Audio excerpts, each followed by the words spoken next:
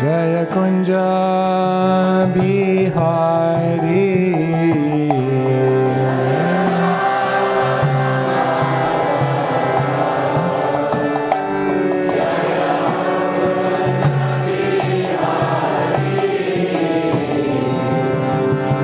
Gopi Jana Vallabha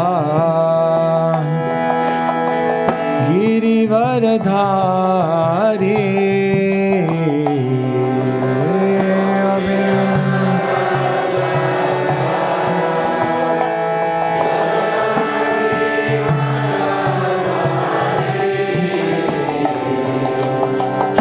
Yashodanandana Raja Janaranjana.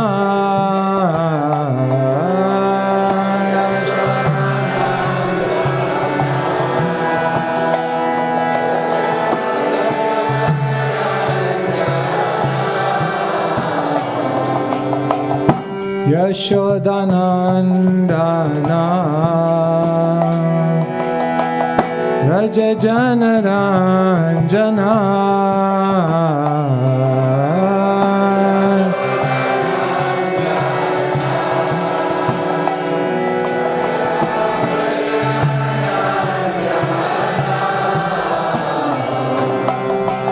Yamuna Tiravanachari Jaya Kunja Bihari.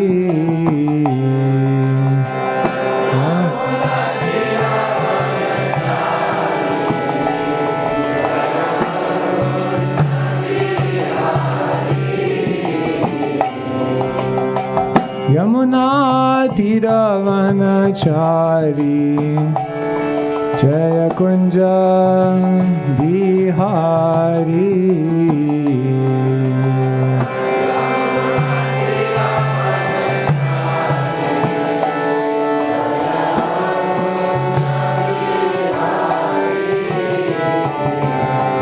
Radha Madhava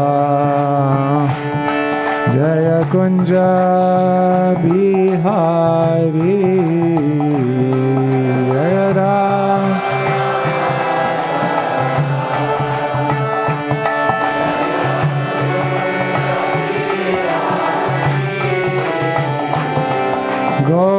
Gopi Jana Vallabha Girivaradhari.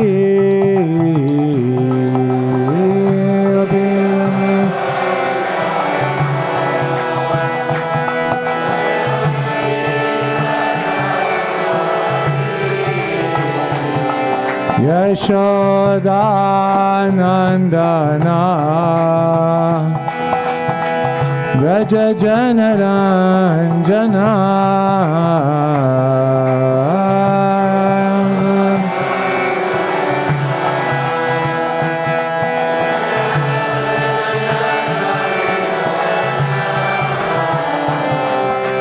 Yamuna Tiravanachari Jaya Kunja Bihari.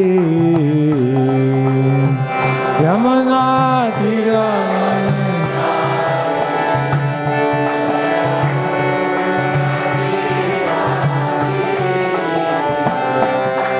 Yamuna Tiravanachari Jaya Kunja Bihari.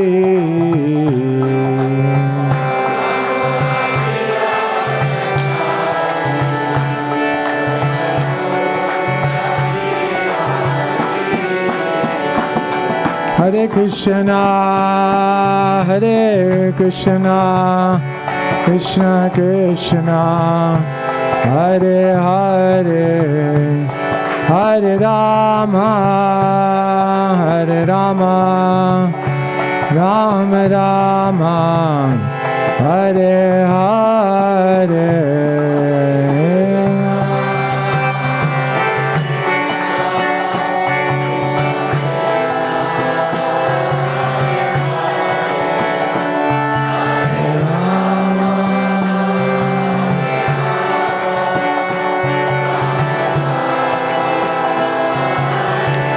Hare Krishna, Hare Krishna, Krishna Krishna, Hare Hare, Hare Rama, Hare Rama, Rama Rama, Hare Hare, Hare Krishna.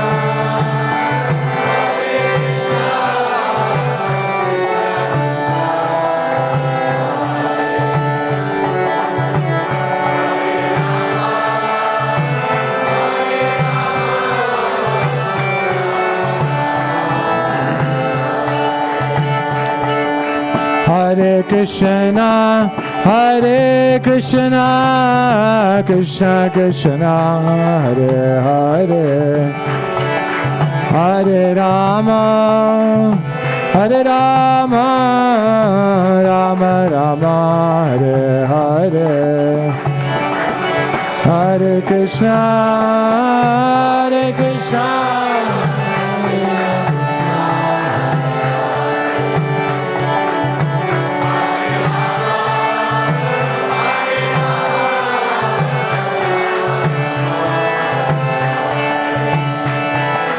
Hare Krishna, Hare Krishna, Krishna Krishna, Hare Hare, Hare Rama, Hare Rama, Rama Rama, Hare Hare, Hare Krishna, Hare Krishna.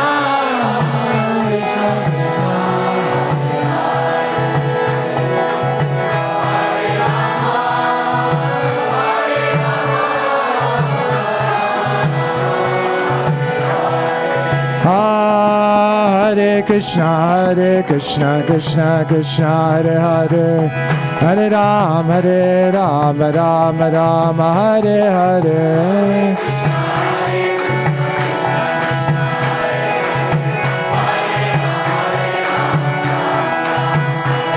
Hare Krishna, Krishna Krishna, Hare Hare, Hare Rama, Rama Rama, Hare Hare.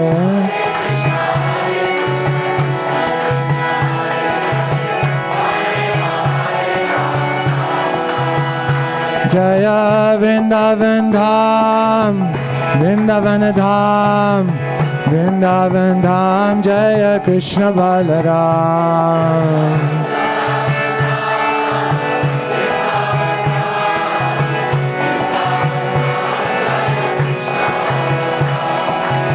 Hari Bol, Hari Bol, Hari Bol, Nitai Gaura Hari Bol.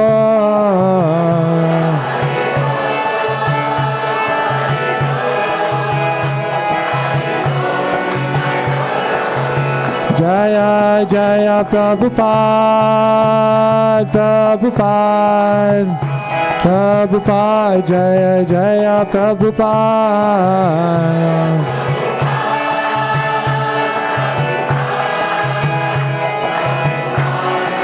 Jaya Jaya Prabhupada, Prabhupada, Prabhupada, Jaya Jaya Prabhupada.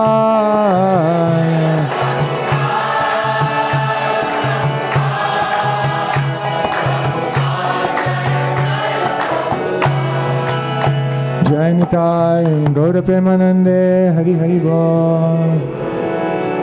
Shri Harinam Sankirtan ki. Om Jnana Timirandhasya Jnananjana Shalakaya Chakshurunmilitam Yena Tasmai Shri Gurave Namaha. Shri Chaitanya Manobhishtam Stapitam Yena Bhutale Swayam Rupa Kadamayam Dadati Swapadantikam Vandeham Shri Guru Shri Yuta Padakamalam Shri Gurun Vaishnavamscha Shri Rupam Sagrajatam Sahagana Raghunathanvitam Tam Sajivam Sadvaitam Savadutam Trijana Sahitam Krishna Chaitanya Devam Shri Radha Krishna Padan Sahagana Lalita Shri Vishakhanvitamscha He Krishna Karuna Sindhu Dina Bandhu Jagatpate Gopesha Gopika Kanta Radha Kanta Namostute Tapta Kanchana Gaurangi Radhe Vrindavaneshwari Vrishabhanu Sute Devi Pranamami Hari Priya Vancha Kalpatarubhyascha Kripa Sindhubhya Evacha Patitanam Pavanebhyo Vaishnavebhyo Namo Namaha Shri Krishna Chaitanya Prabhu Nityananda Shri Advaita Gadadhara Shivasati Gaur Bhakta Vrinda Hare Krishna Krishna Krishna Hare Hare Hare Rama Rama Rama Hare Hare Srila Prabhupada ki jai. Jai Jai Shri Chaitanya Jai Nityananda. Jai Shri Chaitanya Jai Nityananda. Jai Jai Shri Chaitanya Jai Nityananda. Jai Jai Shri Chaitanya Jai Nityananda. Shri Advaita Chandra Jaya Gaura Bhakta Vrinda. Shri Advaita Chandra Jaya Gaura Bhakta Vrinda. Hare Krishna. Good morning, everyone. Thank you for coming. So today we're reading from Sri Chaitanya Charitamrita, and we're beginning today from text number 26, and then we'll recite number 32 together. So today we're reading from Madhya Lila, chapter number 3, entitled The Cleansing of the Gundicha Temple. And today we're reading from, as I said, text 26 to 32. So just to recap, Sri Chaitanya Mahaprabhu has arrived in Puri. Mahaprabhu's pastimes have a chronological narrative and they also have a thematic narrative. So the chronology is that Sri Chaitanya Mahaprabhu comes to Jagannath Puri, and then the first thing that happens is he invites all the Vaishnavas to come. So all the Vaishnavas come from all over the lands, especially Navadvip Vasis who are missing him dearly. And then as they arrive, the next thing that happens is they do the Beda Kirtan. The Beda Kirtan literally means all around, surround sound, as Radhacharan Prabhu said. So they surround the whole of Jagannath Puri with Kirtan parties. Second thing that happens. Third thing that happens is that they then go to the Gundicha temple and then they cleanse the Gundicha temple. And then what happens after that is then Rath Yatra is coming. So these are the chronological narrative of events, but then it's understood that there is also a conceptual narrative underlying all of this. Spiritual life begins with Shraddha, but once you have Shraddha, then you need Sadhu Sangha. So all the Vaishnavas coming to Jagannath Puri represent Sadhu Sangha. You can't have a festival, you can't have any sense of ecstasy if it's by yourself. You can't have a party by yourself. So the first thing that happens is sadhu sangha. There must be sadhu sangha. So the Vaishnavas come. Then the next thing that has to happen in the conceptual development of a devotee is bhajana kriya. So the Beda Kirtan represents bhajana kriya. The devotees go all around and they engage in absorbed kirtan. And then they cleanse the Gundicha temple. That represents anartha nivritti, because just as they're cleansing the temple, it's said that when they cleansed the temple with 100 water pots, they were cleaning their heart at the same time. So Gundicha cleansing represents anartha nivritti. And then once anartha nivritti is done, then the nishta is established, and then from there it's just differing levels of ecstasy, from ruchi to ashakti to bhava to prema. And that's all displayed in Rath Yatra. So like this, the Chaitanya Charitamrita is an incredible book because it's, as I was mentioning yesterday, an incredible narrative of interwoven pastime and philosophy. And so here we're reading about how the devotees have come to cleanse the Gundicha temple. And the running theme through 11, 12, 13, 14 and 15 chapters of the Madhya Lila is the story of King Patraparudra. It's a very unique story in the Chaitanya Charitamrita because all other stories tend to just start and end. But his story goes on for 5 chapters in and out. His deep desire to meet Sri Chaitanya Mahaprabhu. But Sri Chaitanya Mahaprabhu, as mentioned yesterday, won't meet a worldly person, or at least someone who's in a worldly role. Niskinjanasya bhagavad bhajanan mukhasya param param jigamisor bhavasagarasya ha hanta hanta visabhaksanatopya sadhu.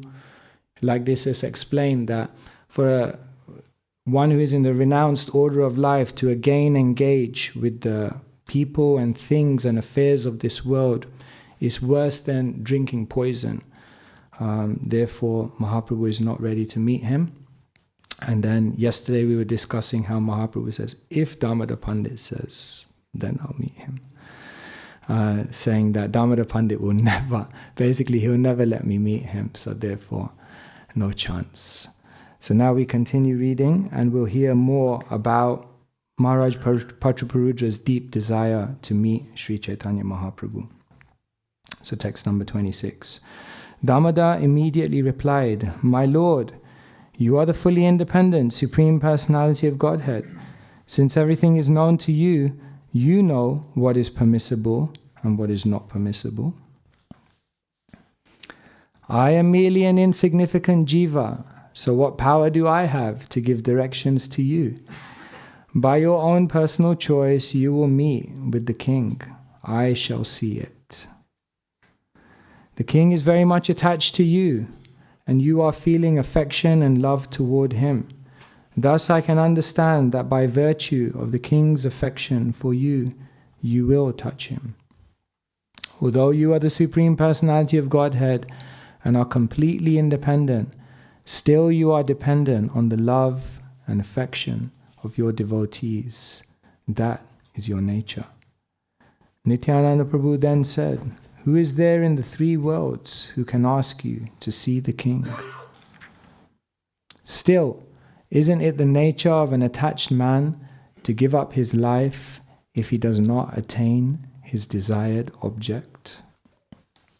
So here, Nityananda Prabhu is explaining that no one can convince you, but basically if you don't see Maharaj Patraparudra, he's going to give up his life.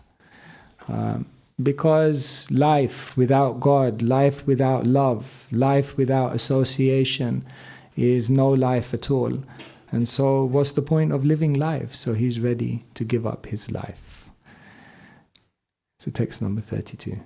Yagyaka brahmani shabat tahate praman Krishna lagi pati age chadile kapran. Yagya kya brahmani shabat tahate praman Krishna lagi pati age chadile kapran. यज्ञ क्या ब्राह्मणी सब ताहते प्रमाण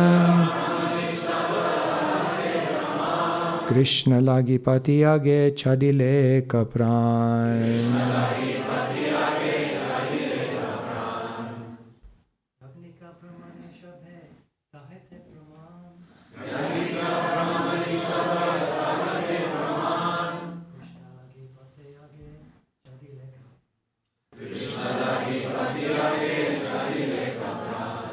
Yadika Brahmani Shaba Tahate Praman. Krishna Lagi Pati Age Chadile Kapran. लागी पाथी आगे चलिले कप्राण याज्ञिक ब्राह्मणी सब ताहते प्रमाण ब्राह्मणी सब दहते प्रमाण कृष्ण लागी पति आगे Mataji's.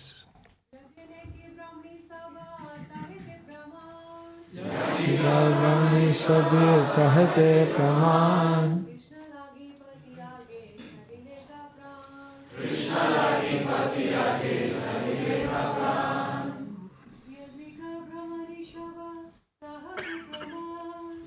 जिका ब्राह्मणी सब कहते प्रमाण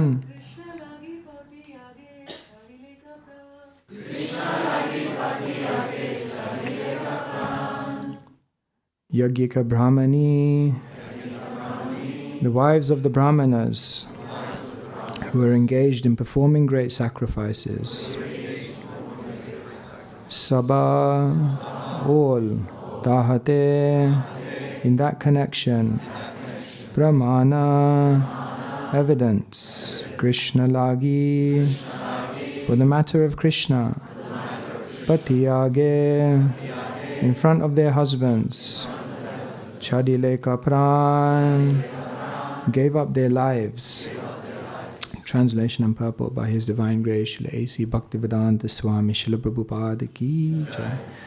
Translation: for instance, some of the wives of the Brahmanas who were performing sacrifices gave up their lives in the presence of their husbands for the sake of Krishna. Purport: this refers to the day Lord Sri Krishna and his cowherd boys and flocks of animals were present in the pasturing grounds near Mathura.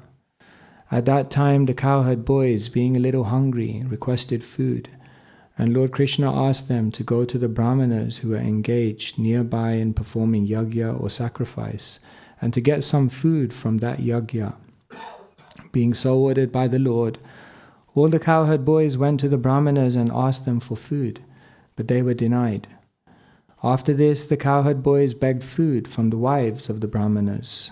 All these wives were very much devoted to Lord Krishna in spontaneous love, and as soon as they heard the request of the cowherd boys and understood that Krishna wanted some food, they immediately left the place of sacrifice.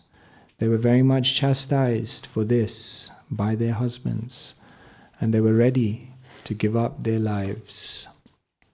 It is the nature of a pure devotee to sacrifice his life for the transcendental loving service of the Lord. Srila Prabhupada Ki Jai. So here we know this famous pastime. Krishna and the cowherd boys were hungry, so they went to the yogic brahmanas and they asked for some food. And the yogic brahmanas, what to speak of even refusing them, they didn't even pay heed to them. They basically ignored them. And then Krishna told the cowherd boys to go to the wives. And the wives, they were ready. They were ready not just to give food, they were ready to give all their belongings. Not just their belongings, they were ready to give up their own lives. They actually were ready to run away from everything. And even though their husbands forbade them to leave the house, they left. And in that sense, it could be said they gave up their lives because they gave up their chastity, they gave up their reputation, they gave up their security, their stability, their safety. They sacrificed everything. They put it all on the line to go and see Krishna. And Prabhupada says, this is the nature of a pure devotee, that they're willing to sacrifice their life for the Lord. That's a big statement. I remember 1 month before His Holiness Kadamba Maharaj was leaving the world, we were with him in Vrindavan. And then one morning I was with him in the front room and he started talking about guns.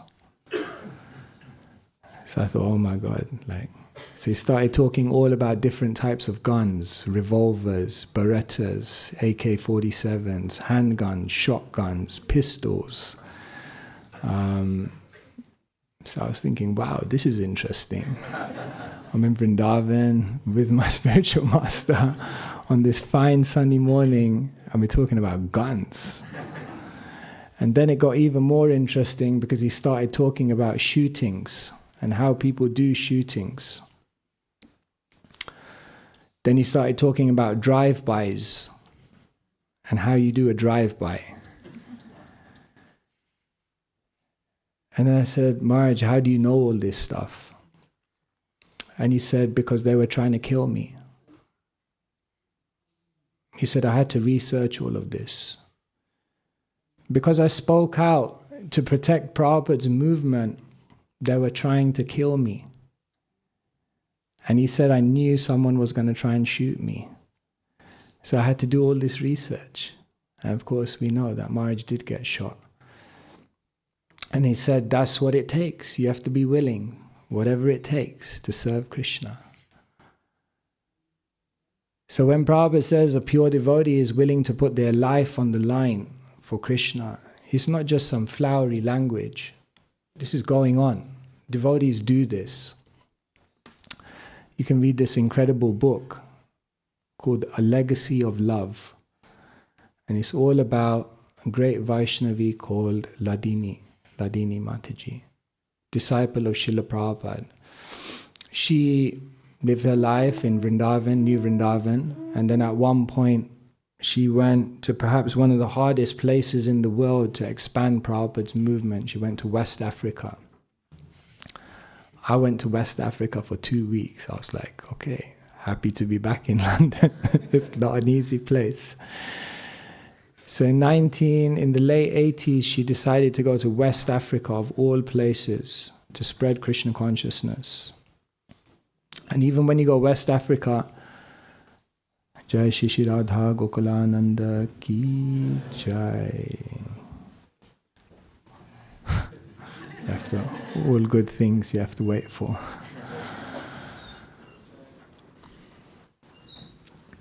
So even when you go West Africa, there's different gradations of place you can go in West Africa.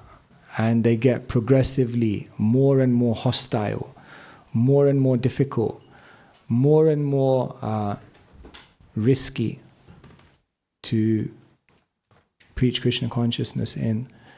So as she was traveling through West Africa, then she came to Liberia. And in Liberia, there was basically a civil war going on. At one point, a civil war broke out. So the devotees were in the temple. She was an American citizen. She was there. And the civil war broke out. Warlords basically killing people wholesale, indiscriminately, in the most merciless ways. And at one point, a warning went out that all American citizens should immediately leave the country. So she writes, actually, in the book you can see, she writes a letter to His Holiness Radhanath Maharaj. And she says, I won't leave, I'll serve the devotees here. They've sacrificed everything to try and establish Krishna consciousness here. So how can I leave them? I should also assist. So she continued on. The killing continued in Liberia. The civil war became more and more intense. And at a certain point, the devotees wrote a letter to one of the warlords, encouraging him not to engage in such terrible violence. Anyway, somehow or other, he didn't respond to that too well. And one morning, the army raided the temple. There were 7 devotees there. They round them up into a van, took them to a bridge, and then lined them up, shooting. But just before they lined up all the devotees, they said, we'll only shoot the men. We'll let the ladies live. So as they were about to shoot the first man, the first devotee, Ladini stepped forward. And she said, how can you do this to Krishna's devotees? And she started with her own hands attacking the gunman. And she was the first to be shot. And she lost her life in protecting the Vaishnavas. So you can read all about this in her book, A Legacy of Love. So love is not just a flowery thing. Love means the willingness to put everything on the line. Sometimes people talk about Gopi Bhav in a very, very flowery and esoteric way. But what does Gopi Bhav actually mean? That the gopis were fearless. The gopis were ready to leave everything behind. The gopis were willing to give everything, their entire life for Krishna. This is actually Gopi Bhav, the essence of Gopi Bhav. Not just some descriptions of esoteric interactions. Gopi Bhav means this deep conviction to give one's very self to Krishna. One devotee was giving class in Vrindavan and he was talking about Gopi Bhav and he said, Gopi Bhav, Gopi Bhav. You want to know what Gopi Bhav is? Gopi Bhav means at 70 years old, you get on a ship, you have 2 heart attacks, you come to a country where you know no one, and you step out of the ship and with kartals you go under a tree and you start chanting Hare Krishna to benefit the people. That's Gopi Bhav. That complete willingness to give one's life. So here, Srila Prabhupada is saying, it's the nature of a pure devotee to sacrifice his life for the transcendental loving service of the Lord. The Bhagavatam confirms this. Etavad janma safalyam dehinam iha dehishu praner arte dhiya vacha shreya acharanam sada. If you want to make your janma safalyam, if you want to make your birth fruitful, if you want to make your birth perfected in what is actually meant for, then you have 4 things at your disposal. Artha, wealth, give it to Krishna. Dhiya, your intelligence, your abilities, your aptitudes, give it to Krishna. Vacha, your words, your ability to speak and to actually communicate and reach someone's heart, use that for Krishna. And prana, your very life. You can put your life on the line for Krishna if you're ready. Or if you can't put your life on the line for Krishna, the other thing you can do is you can use your life energy. And the more one's life energy is used for Krishna, the more one invests their effort, their endeavor, their this power, this vitality that they've been given for Krishna, then one's life becomes more and more glorious. So the wives of the Yajnik Brahmanas, they were ready here. Chadi leka pran. They were ready to give up their whole pran. That's what made them so glorious. It's interesting, this pastime is in the 23rd chapter of the 10th canto. And it's very interesting, in the 22nd chapter, Krishna and the cowherd boys go out into the forests of Vrindavan, and Krishna is underneath a tree. And Krishna starts looking at the tree, and then he recites a very beautiful verse. Aho esham varam janma sarva prani upajivinam sujanasya vaye samvai vimukha yanti narthina. Krishna looks at the tree and he says, Aho esham varam janma. Oh, just look at this tree. Such a glorious birth. Why? Sarva prani. Upajivinam, this word comes again, prana.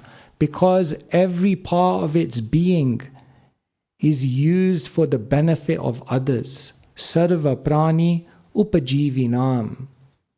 Sujanasyeva ye samvai. No one ever comes to a tree and returns disappointed. The tree gives them whatever they're looking for. And in this way, Krishna said, just look at these trees. What an amazing life.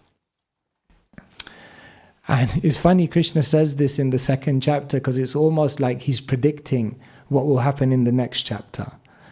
Because he's saying, just look at these trees, they're so incredible. Whenever you come to them, they give you what you want and you never go away disappointed.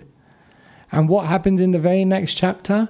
Krishna sends the cowherd boys to the brahmanas.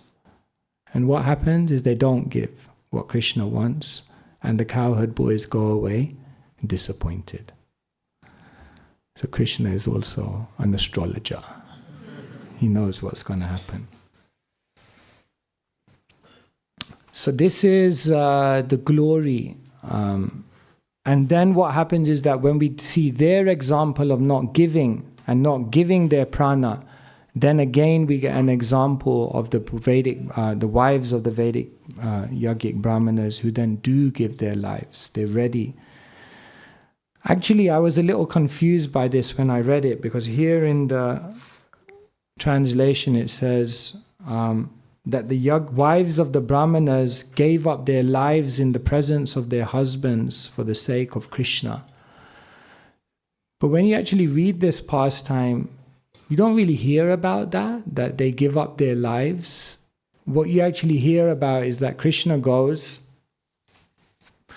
and tells the cowherd boys to go to the ladies. The ladies hear Krishna and the cowherd boys are hungry. And then what they do is they leave their homes to go and deliver everything to Krishna. We don't really hear about them leaving their bodies. But actually it's explained in the verses that there's one of the wives of the yogic brahmanas who couldn't leave. She couldn't leave home to actually deliver what Krishna and the cowherd boys wanted. And she left her body out of separation. So actually, she did leave her body out of separation.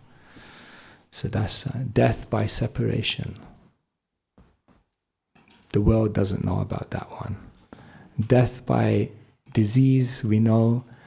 Death by accident, we know. Death by choice, suicide, we know. But Vedic scriptures introduce us to the concept of death by separation. That someone's separation becomes so acute that they can't maintain their life. In the world, they have a concept of being lovesick. If you really love someone and you can't be with them, then you become lovesick. But imagine you become so lovesick that you die. That's actually Vaishnava separation. And so, you see this, Lakshmi Priya, she died out of separation of Sri Chaitanya Mahaprabhu. Jagannath Mishra said that he died out of impending separation, that Mahaprabhu may leave. My other son, Vishwarup, has left, maybe Mahaprabhu will leave. And the thought that Mahaprabhu may leave, even that was enough to cause him to leave his body. So like this, very, very deep relationship. So here, Prataparudra, he's ready to give up his life. Jadi se Mahaprabhur napai kripadhan kiba raja kiba deha sabayakaran. It's explained by Krishnadas Kaviraj Goswami. Maharaj Prataparudra's mental state. Jadi se Mahaprabhur napai kripadhan. If I don't get the wealth of the mercy of Sri Chaitanya Mahaprabhu, Kiba Rajya, what's the point of my kingdom? Kiba Deha, what's the point of my body? Sabayakaran, it's all useless, it's all inconsequential. I may as well just give it all up. And so here in these verses of Sri Chaitanya Charitamrita, what we're absorbing is the deep dedication, the deep desire, the deep desperation of Maharaj Patraparudra to see the Supreme Lord. This is the only price. Tatra laulyam apimulyam ekalam janmakoti sukratena labhyate. There's no other price. Nothing else will bring one face to face with the Supreme Lord save and except that deep desperation, that deep desire. When it becomes so acute that everything else in one's life becomes just inconsequential and unimportant. Only when there's that level of focus, only when there's that level of vyavasayatmika buddhi, can one really then penetrate the Lord's heart. So one's devotion almost has to become like that. It has to become like a laser, so one-pointed that that laser, so concentrated in one line, can penetrate even that which is very, very difficult to get through. And so Krishna doesn't allow his heart to be penetrated easily. Sudurlabha. Rupa Goswami explains what are the characteristics of bhakti. Kleshagni shubhada moksha lagutakrit sudurlabha sandrananda visheshatma Shri Krishna karshini chasa. He says there are 6 characteristics of bhakti, and one of them is sudurlabha. It's not easily attained. Krishna doesn't give himself so easily, because when he gives himself, then he becomes completely under the control. And here in the verse before, it's already predicted. Although you are the Supreme Personality of Godhead and are completely independent, still you are dependent on the love and affection of your devotees. That is your nature. So Krishna says, I'm not independent, I become controlled. Aham bhakta paradhino hyashvantantra ivadvija sadubir grishta hridayo. Krishna says, Ashvatantra, I'm not independent. When my devotees are ready to give everything to me, then I become dependent on them. So Maharaj Patraparudra has that laser focus kind of devotion. And as we read these chapters 11, 12, 13, 14, 15, and you look at all of his characteristics, then we understand this is the nature of intense devotional service. Because the problem is not that devotees are not doing devotional service, the problem is that perhaps our devotional service is very casual. And therefore the difference between casual and intense devotional service is the difference that is actually going to be able to capture Krishna within one's heart. So I was thinking today I would speak less, and I know there were some questions left from yesterday, so maybe if you have questions, then I'll open it up here and then we'll see. Yes.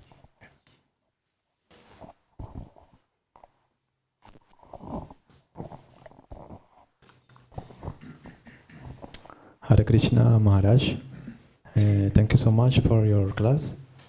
The question is about when we talk about the casual and intense devotion,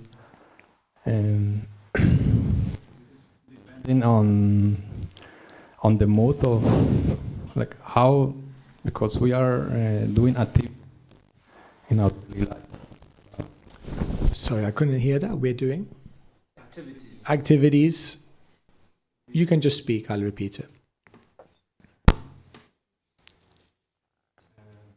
How we are in our daily life doing the same activities. After 10 years of chanting, practicing devotional service, we come to the point where we are supposed to know like, how we have to do life. And we are supposed to.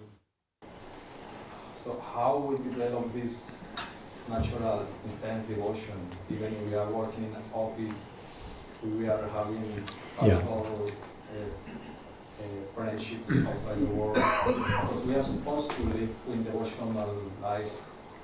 We are in the temple, we are outside, or whatever we do, like how we do these intense devotions. Thank you so much. Thank you. So how do we bring intense devotional service when we're surrounded by so many duties? Does intense devotional service only occur when we're able to give up all of those things? Or is it that when we become intense, that's when we're supposed to give up everything? How does these two things work together? Well, you may notice that the wives of the Yajnik Brahmanas had that intensity, and they were not renunciates. They were living in the household, they had their duties. The gopis were not renunciates. They were living in a household, they had their duties. Rupa and Sanatan, in the beginning, they were also not renunciates. But what did Mahaprabhu do? He sent them a cryptic verse when they wanted to run away. Padavyasinini nari vyagrapi grahakarmashu tadeva swadayatyantar navasanga rasayanam. He said, just like there is a lady, and a married lady who has another lover, then what does she do? Griha karmashu. She does all her activities at home even more attentively, so that nobody will assume that her heart is in any other place. But what's she doing? Tadeva svadhyayatyantar. Antar, inside, svad. She's constantly meditating on and relishing being with her lover. In other words, intensity is a very, very internal thing. And therefore, you can be intense in any situation of life. Yes, when you're living in the world, there are many distractions, there are many diversions. But if you know the art, then those distractions and diversions can actually fuel your dependence, fuel your desire to be with Krishna. And therefore, it's all about utilizing whatever situation one is in. When Ramananda Rai was speaking with Mahaprabhu, and Mahaprabhu was asking him, what's the ultimate goal of life? And he kept saying answers. Mahaprabhu kept repeating, Eho bhaiya, age kaho aar. That's external. Say something deeper. Say something deeper. And finally, when Ramananda Rai recited this verse, Jnane prayasamadapasya namanta eva jivanti sanmukharitam bhavadiya vartam stane stita shrutigatam tanuvan manobir ye prayasoj jita jitopya site strilokyam. Ramananda Rai recited this verse, Stane stita. Just stay where you are. But Van manobhir, Shruti van manobhir, with your ears, with your speech, with all your faculties, try to constantly bring in a meditation on the Supreme Lord. That's already perfection. So, one of the characteristics of unsteady devotional service is that we're constantly thinking that if I change my externals, then my internal will change. Now, while that could be true, in certain situations we have to change, devotional service is apratihata, which means it's uninterrupted. And that means you should be able to do it in any situation of life. So, what can you do? Wherever you are, it's like, like sometimes you get stuck in a traffic jam. And now what we tend to do when we get stuck in a traffic jam is you go on the sat-nav and you recalculate the route and you think you're smart and you're going to kind of circumvent all the traffic.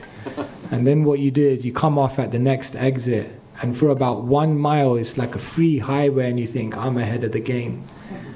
And then you get stuck, boom, in another traffic jam on the longer route. And you think, why didn't I just stay where I was, for God's sake? So we always think, I'm in a traffic jam, it's difficult, I wish it was like this, that person's life is better. Stane stita, shrutigatam tanuvan manobhir. So, yes, there is some cases sometimes where it may be good to change your situation, but devotional service can't wait. And we have to find an intensity in our situation. So that everyone has to figure out for themselves how to do that. Do you want to respond to that? Okay.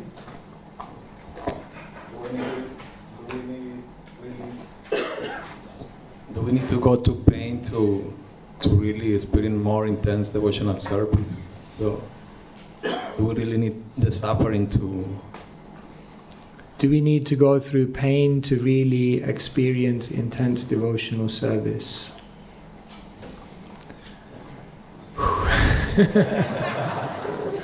Probably. Are we going to generate that level of intensity just off our own back? Usually not. Krishna has to give us. So that's the material nature. Prabhupada once said, the job of Krishna and the job of Maya is the same. Yes. Prabhupada said, Krishna comes in front of you and he holds out his arms and he says, come to the spiritual world. But if you refuse, then Krishna comes round the back as Maya and he gives you a big kick. Which way do you want to move? So it's up to us. Here Krishna goes out in the forest and he plays his flute. And if the cows don't come back, then Krishna blows his buffalo horn. And if the cows don't come back, then Krishna runs out with the stick. But one way or the other, the cows have to come home. So it's up to us. What we don't learn through hearing, we'll have to learn through the school of hard knocks. That's the way the world is. Thank you. Yes.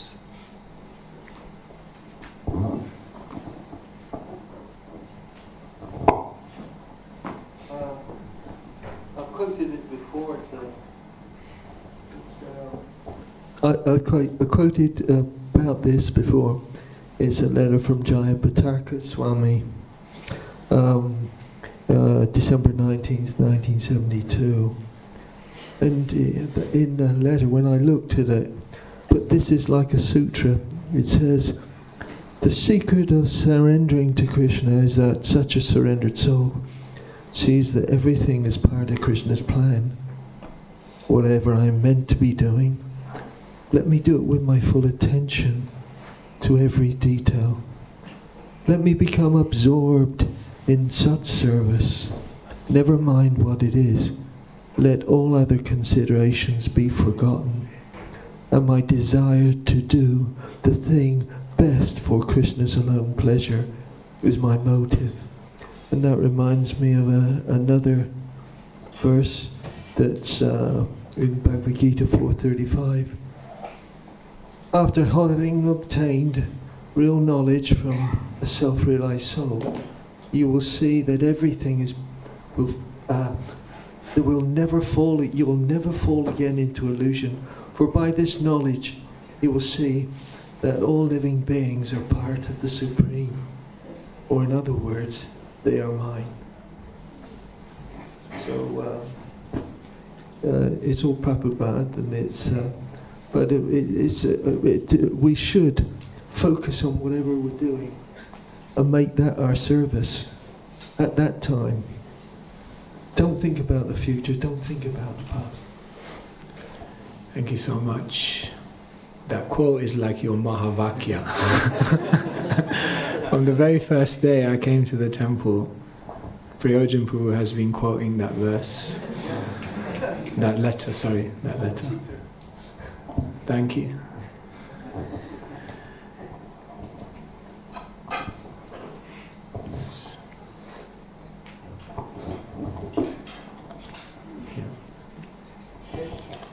Okay. Maharaj, thank you for your class. Maharaj, how to kill anxiety and anxious who creates the lots of problem in your body? The best practice, please. Thank you.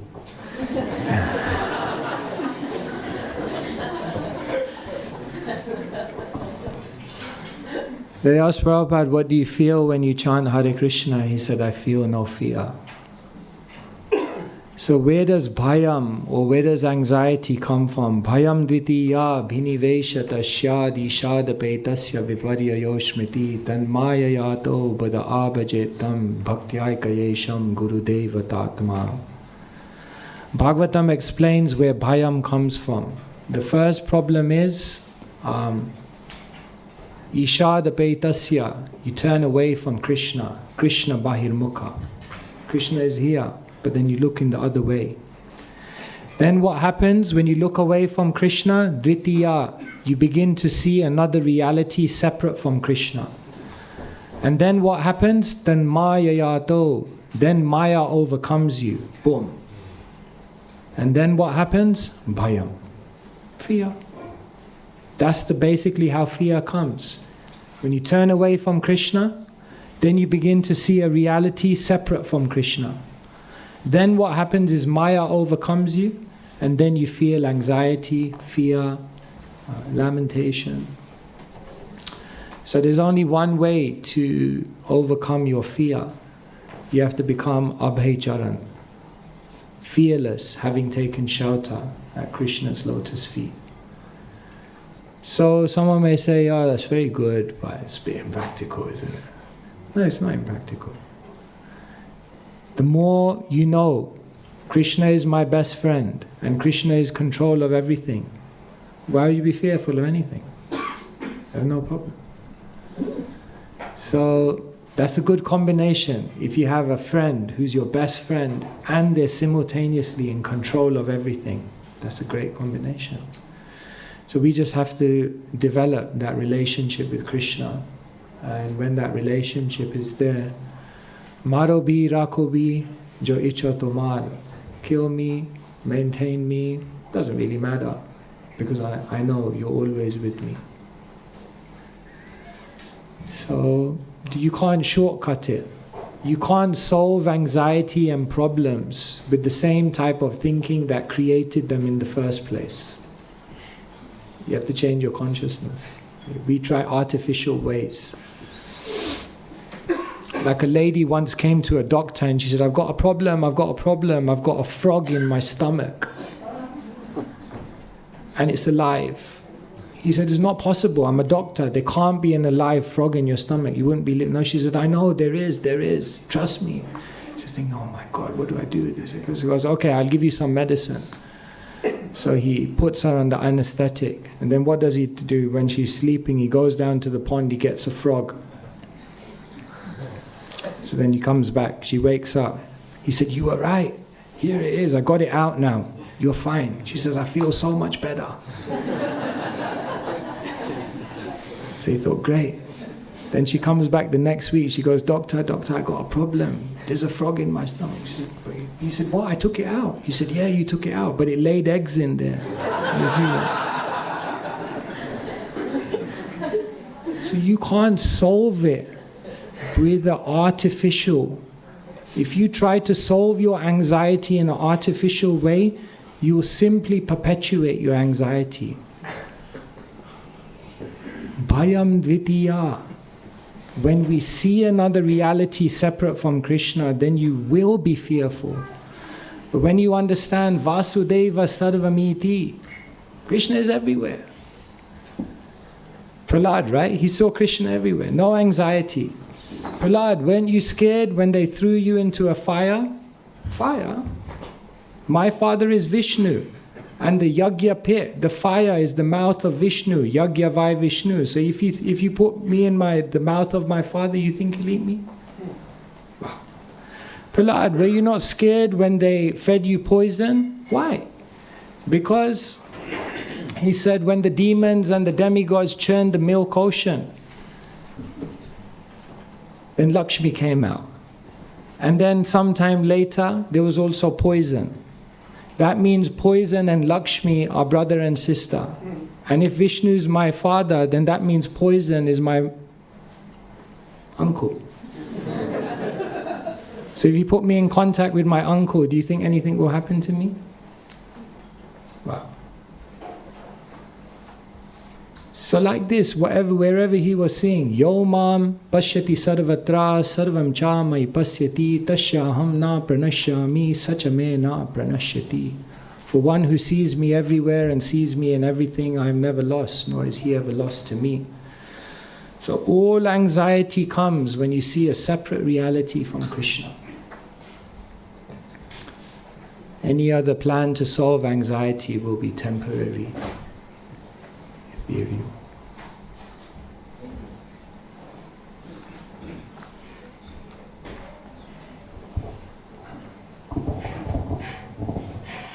Hare Krishna Maharaj, thank you so much. You spoke about intense devotional service. Is that really sustainable? And how do you prevent burnout? Find an intensity that suits your personality so you can maintain a consistency, and that will awaken your purity. So you have to find an intensity that suits your personality.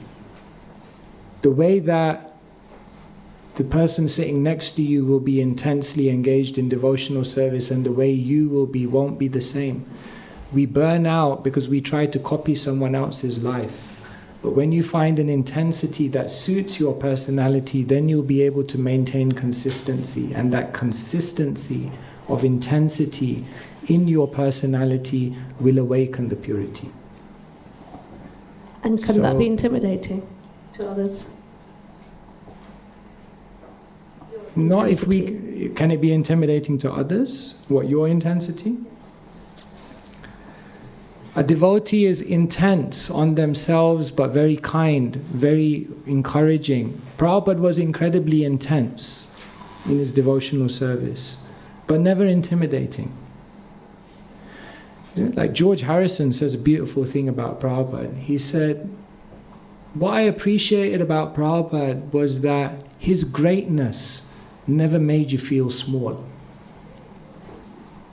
I thought that was such a nice reflection. When someone is great, when someone is deep, when someone is so profoundly spiritually connected, but they never make anyone else feel small, or they never make anyone else feel insignificant, but rather their presence makes people feel that they can be amazing, they can also be great. That's a Vaishnav. They said there were two British Prime Ministers, Gladstone and Disraeli. And they said when you went into the room with Gladstone, then you came out of the room thinking, great leader.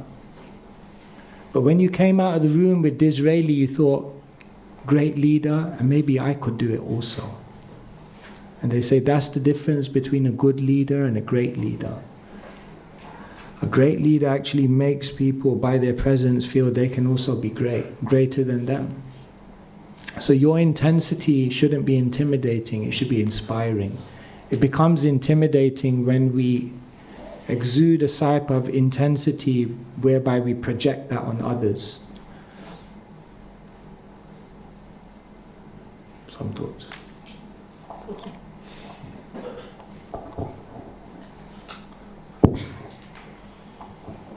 Yes.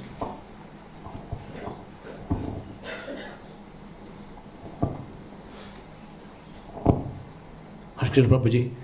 It's more of a personal question. How does someone keep their faith and believe in Krishna consciousness going when you, most probably more a personal question, you have met a lot of disappointment over the time, over the years, one after another, whether there is a personal disappointment or maybe your loved one had let you down on a serious level, and how you almost feel sometimes demotivated or demoralized, thinking, I'm doing all this stuff, but seems to be a lot of disappointment in life, and it does not stop. And where do you go from there?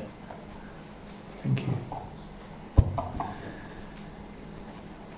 Yes, the world never lives up to our expectations. There's always a gap between our expectation and the reality. See, the world is perfectly imperfect. You can never understand the workings of the world unless you understand the purpose of the world. See, this is the point.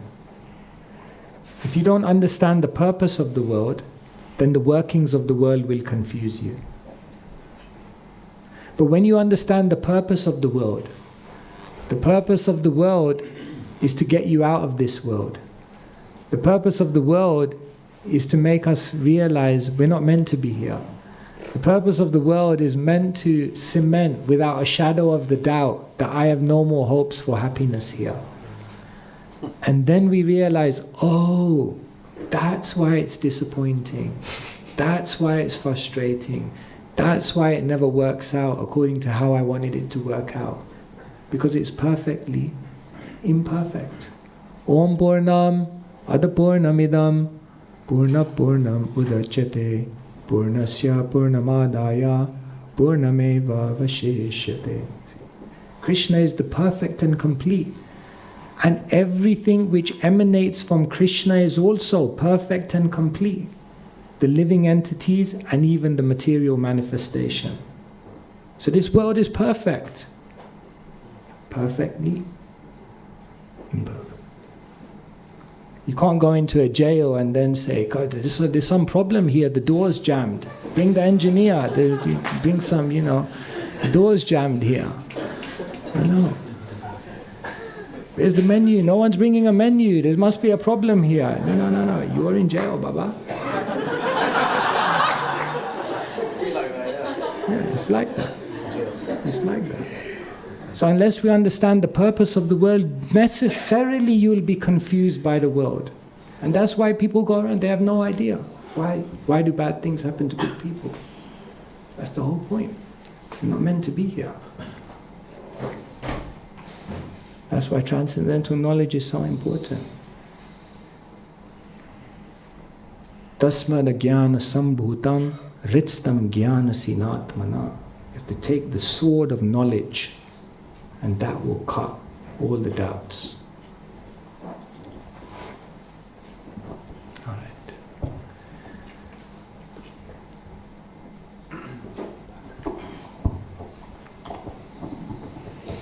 Hare Krishna. So relating to your talk, did Mahaprabhu meet with the king in the end? And stay tuned. If so, how does that reconcile? Well, he's already predicted here. Nityananda Prabhu has already predicted. The king is very much attached to you, and you are feeling affection and love toward him. Thus I can understand that by virtue of the king's affection for you, you will touch him. So yes, Mahaprabhu eventually meets him. Sri Chaitanya Mahaprabhu, Krishna, they know how to expertly churn our emotions. So sometimes Krishna appears, sometimes Krishna disappears. Sometimes Krishna seems close, sometimes Krishna seems a little far. Sometimes Krishna appears, and then sometimes Krishna just seems to be totally absent. And all of that Krishna does to increase our desire, increase our greed, increase our desperation. So ultimately through all of this, the internal reason, yes, I'm a sannyasi, I shouldn't meet kings. Yes, I'll get criticized. These are all external reasons. Internally, Krishna is doing it just to increase the love. See, so externally something is going on. Internally something different is going on.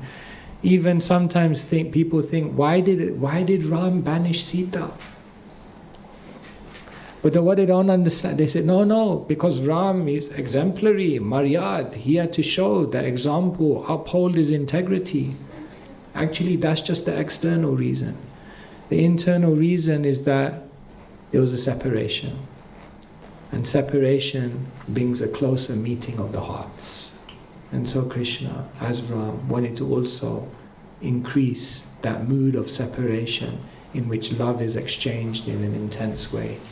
So prema, the river of prema, is moving along two banks. One bank is known as sambhoga, meeting, and the other bank is known as vipralamba, or separation. And so Mahaprabhu is placing Patraparudra on the bank of separation, and eventually it will come to the bank of meeting, because prema must flow between these two banks. So it's all Mahaprabhu's plan. All right. Thank you. Okay, yeah, sure.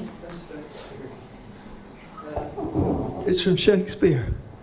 Oh, Actually, that's a new one. believe it or not. It says, our doubts, they are traitors. They cause us to lose that good we may achieve by trying. Our doubts are our traitors. They cause us to lose that good we may achieve by trying. Just carry on. A class of your Guru Maharaj, he said, just carry on. Just carry on. Just carry on. Yeah. Thank you so much. Yes. Yes, Krishna says that, no, in the Gita. What is that verse?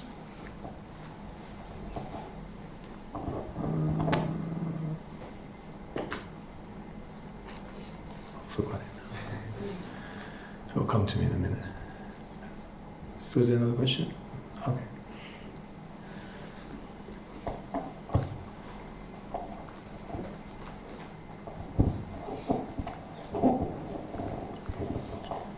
Hare Krishna Maharaj, thank you so much for the class. When we talk about serving, we can also think about serving the people around us and serving people that are close to us. When we're faced with situations where we feel like we're out of our capacity, but we know we shouldn't give up, what do? Like if we feel like we need to serve people around us, but it's out of our capacity, but we know giving up's not the right thing to do with fellow devotees or family, etc.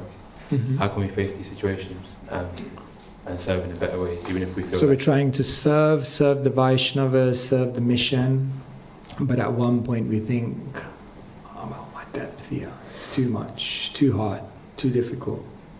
But at the same time, we don't want to give up. But at the same time, we don't know how to actually do it because we don't have the capacity.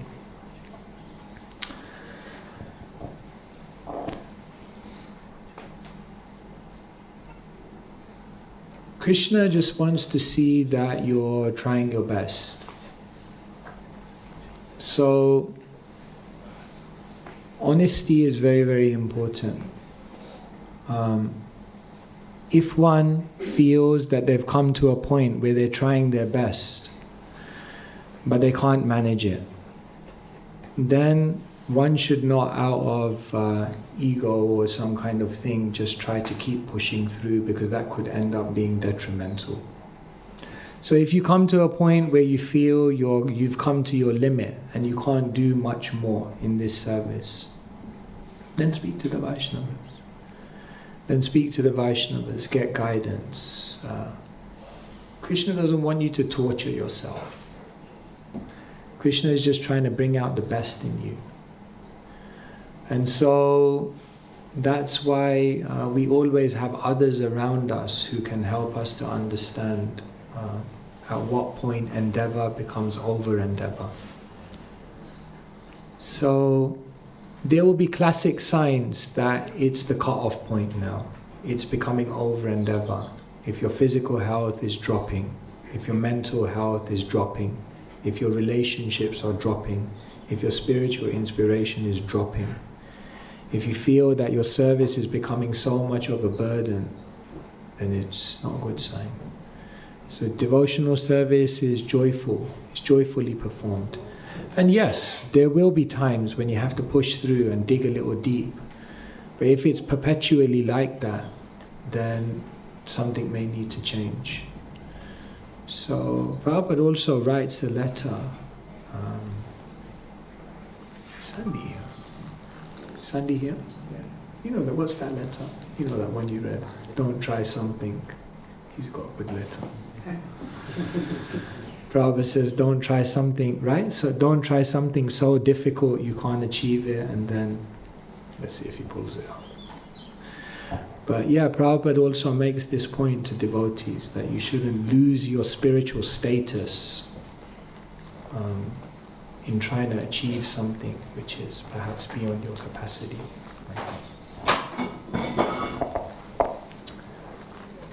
All right, any last question? Okay, maybe last one. If you find it, you find it.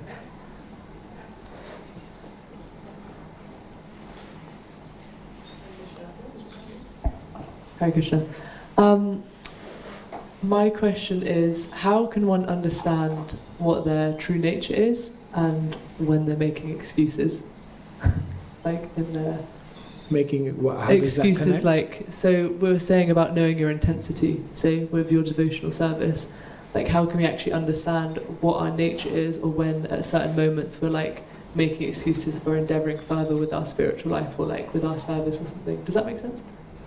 I understand your first question. I'm just trying to understand what you mean by making excuses. Like,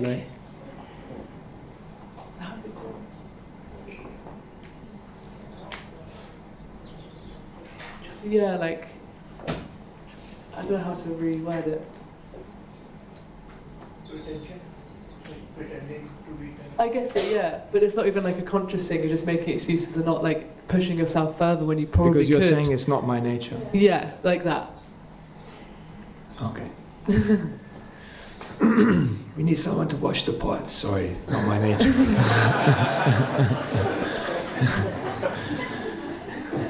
You see, in Krishna consciousness, we're doing different types of things. We're doing services that are our nature.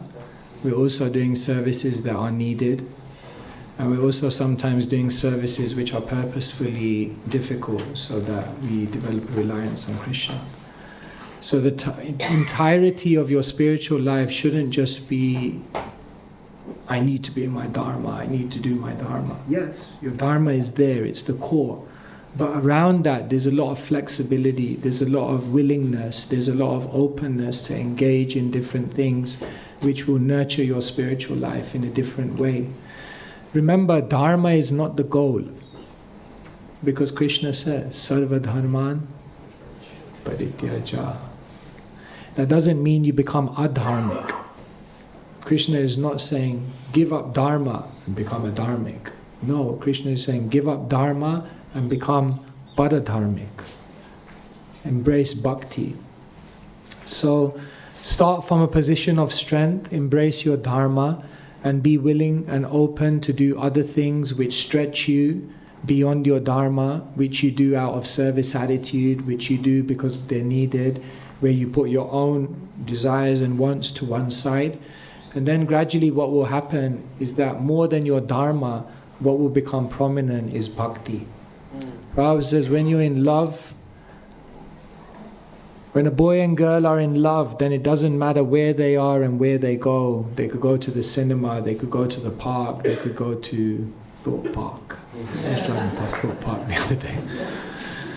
You could go anywhere, but it doesn't really matter where they are. What's the most important thing?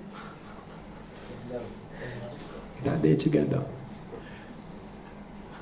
Come on, you know you want it to be romantic. The most important thing is that they're together. The others, what the activity is, doesn't matter so much. So that's bhakti. That's where we're trying to get with Krishna. But in the beginning we embrace Dharma. But don't be limited by Dharma. Don't let Dharma also become your prison. Because there's a world outside of Dharma. And that's the world of love, bhakti. Okay. Just this last thing and then I'll let you all go. So there's a letter to Tejas Prabhu. I am very much disturbed to hear that you have become disturbed in your mind. Do not be disturbed. There is no cause for anxiety. You are doing your best to serve Krishna. That is very much appreciated. So do not lose enthusiasm out of frustration. That will spoil everything. Krishna consciousness means we should always be satisfied and happy.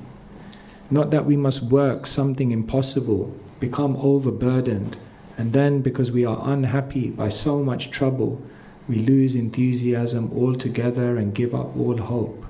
No, if too much endeavor is there, that is to be avoided. By all means, we must preserve our spiritual status. That is the point. Not that we are mad after big buildings, many devotees, life members, this, that. No. These are only ways to engage the devotees so that they may apply the principles of devotional living to some kind of work for practical realization of these principles. It is not the result of the work we want. If only one person daily, this is nice. If only one person daily, if we sincerely preach to one person in a day, that is sufficient. Never mind big programs. Srila Prabhupada ki. Thank you so much. Sri Chaitanya Charitamrita ki jai. Hare Krishna.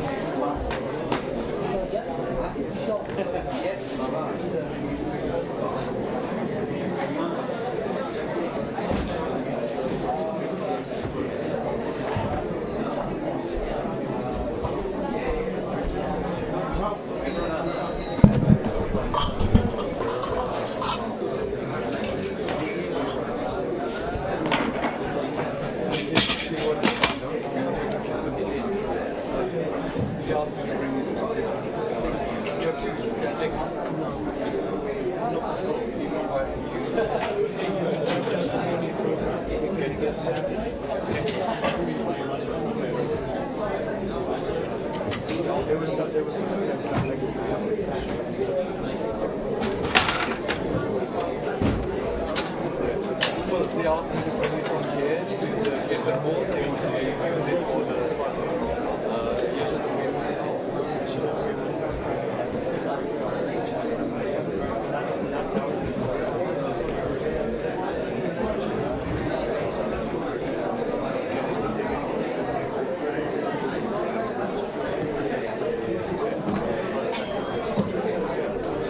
nothing maybe because it's a kids event today, that's why.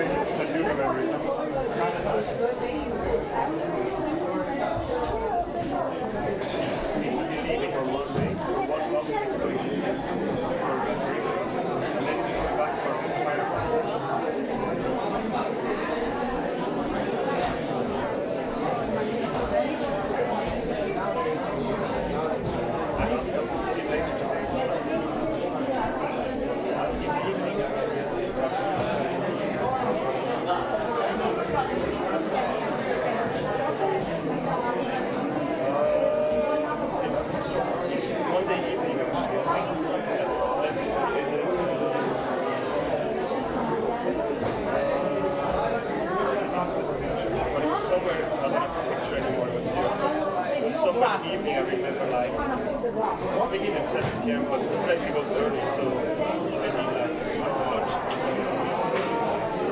I mean, you never know if anything was broken.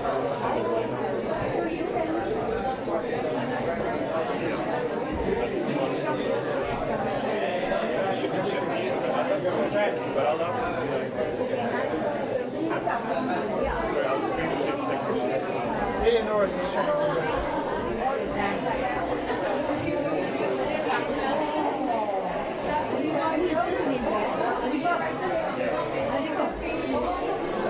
Generally, when we fly, we like to have things which are very easy to eat, doesn't make like sandwiches or nothing which like, no, not like liquid or something. No, it's also sandwich, I think it's also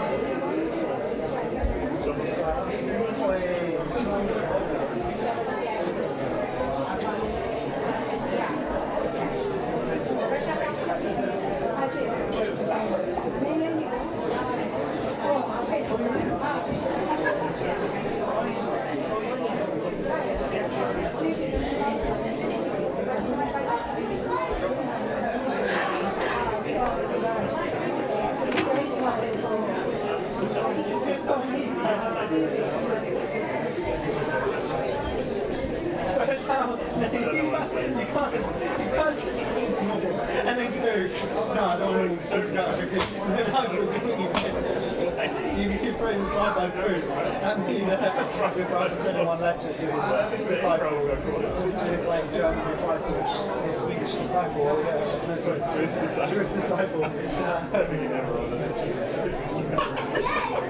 never saw one at least.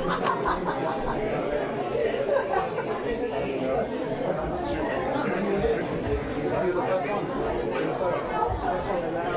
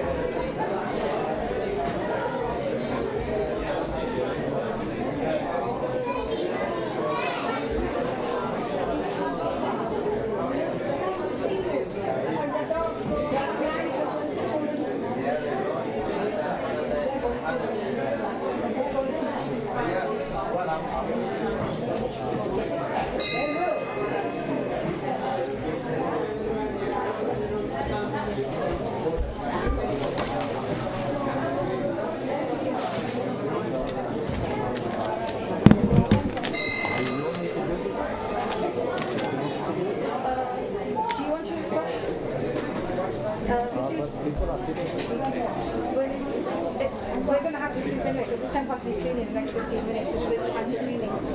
It's okay, but I can do it. I need to do it quick. That's why. Okay. I can brush up behind you. Thank you, Prabhu.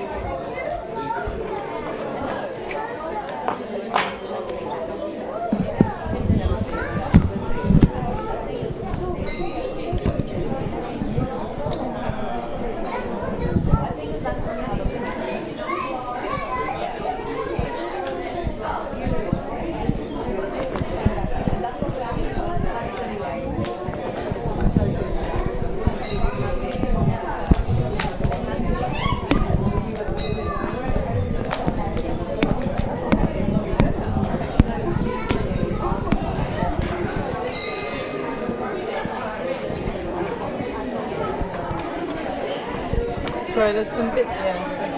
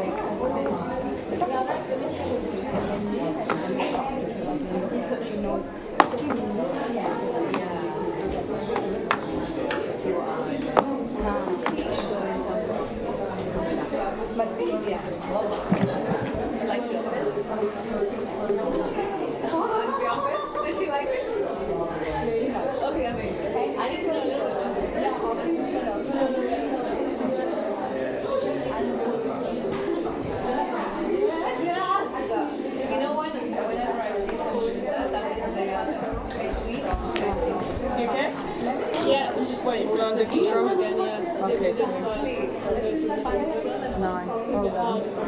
Yeah, I know. It's a bit annoying. So this is weekends. Right, wicked. Thank you for the service. You feeling good today? Absolutely. Yeah, thank you.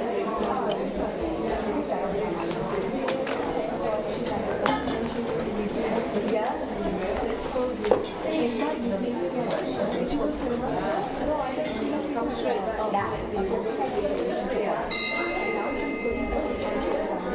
amazing.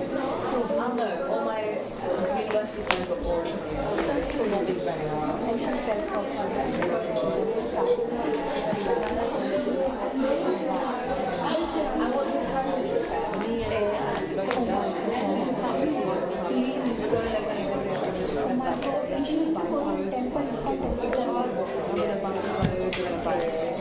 oh my God, she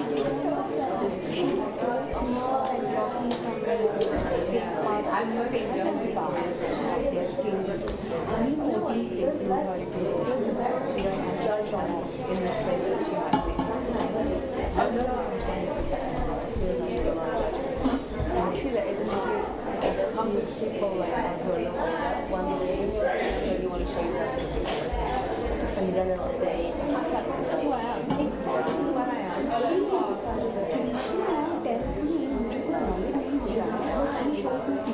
So whenever I see you nowadays, that this girl can help me. So it's like she also girl doesn't need any help. Maybe more like everyone speaks I know now we're 6 but like us is 25 only that's fine. So you like coding, you like artists. So I know.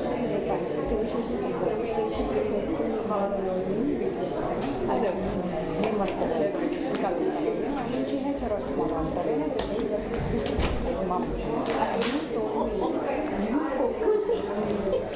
I very much alternative.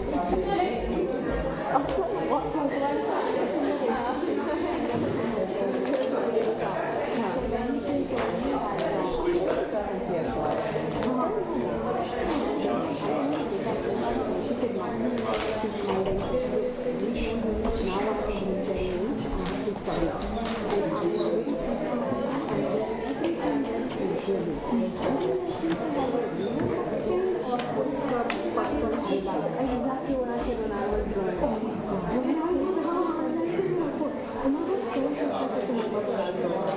Oh my gosh, really nervous. I said to her, I have I like to, I don't like to think of boys in real life. Because I feel it's unsafe to consider them I don't really have any questions like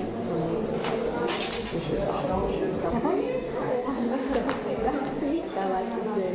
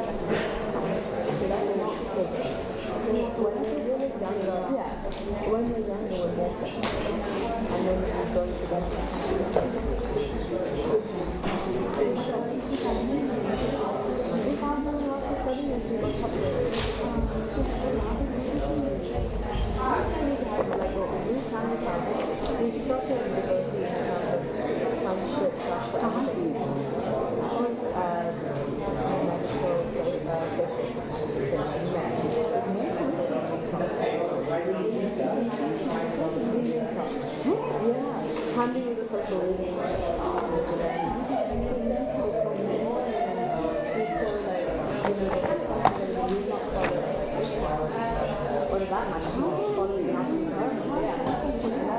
Like, for what time do you want to try that? Tell you very like harsh. I want to institution. Or let me say you find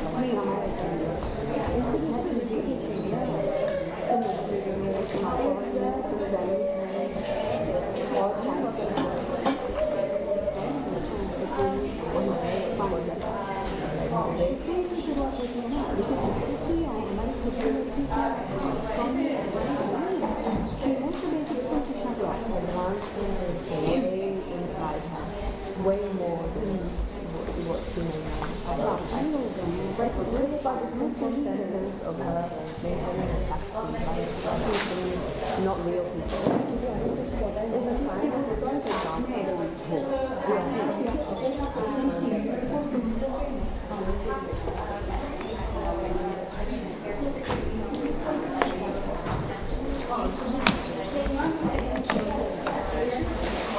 It's a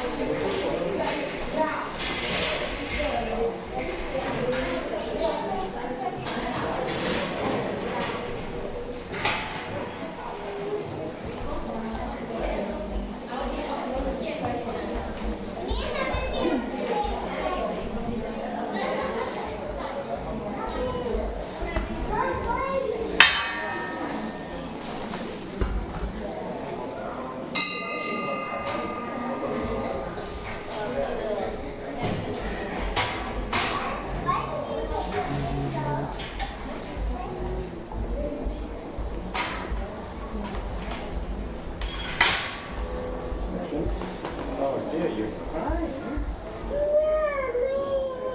Okay, sure. Did you see Matthew?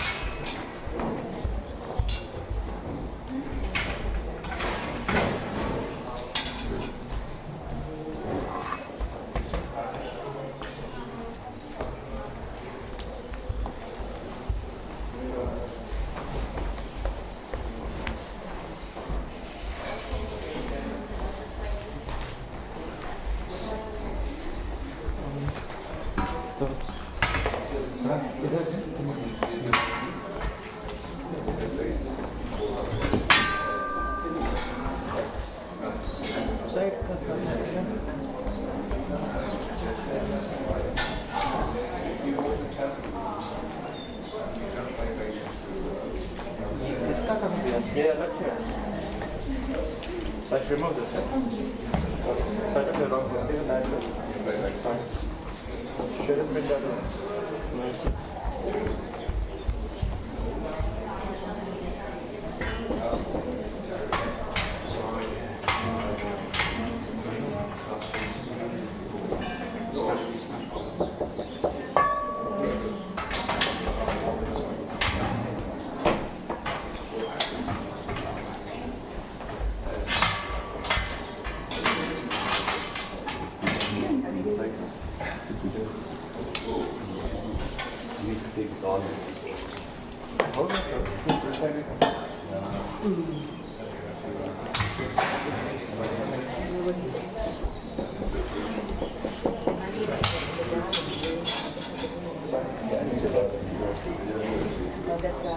I think so.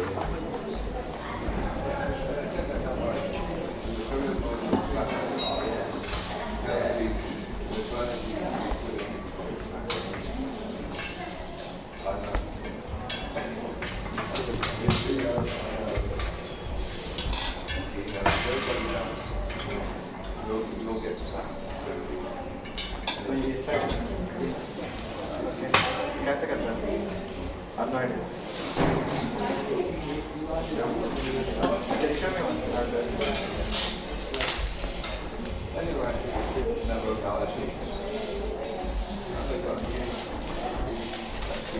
What is this for? It's the back.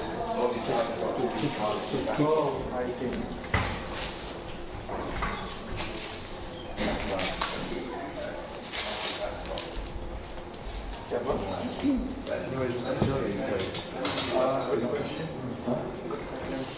You know, I need to get a goal.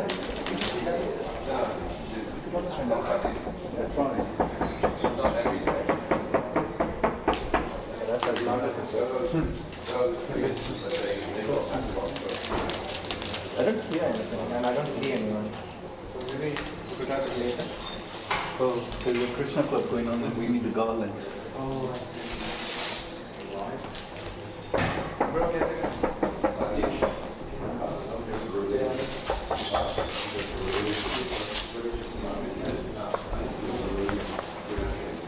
Oh,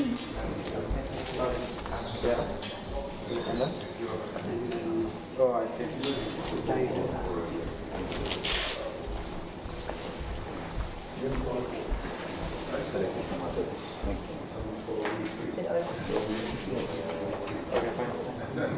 Only at the edges.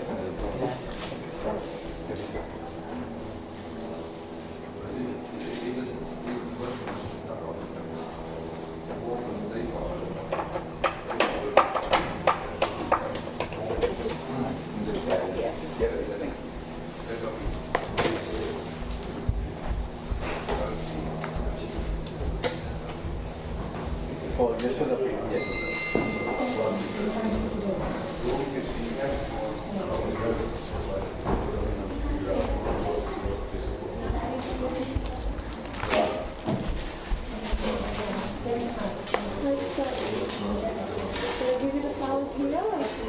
bring them now to the flower shack. Ah, okay. The split. Okay. I'll just I'll leave this one here. Thank you. Thank you.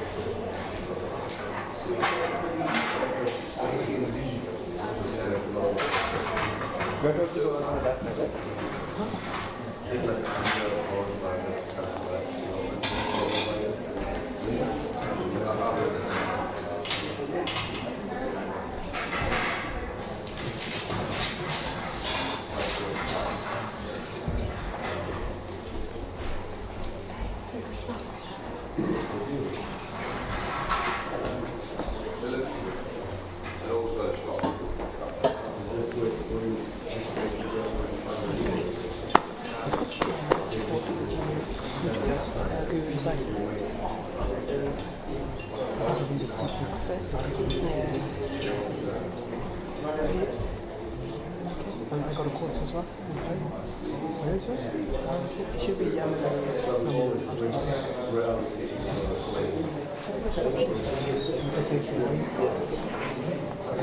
I also got a course on Sanskrit and then I'm heading to the Goswala. So I'm go over there. Everything's okay? It's nice to have. You have this? Still not sleeping enough. You're still not sleeping enough. So when you have energy during the day, you can be strong. It's alright. Thanks for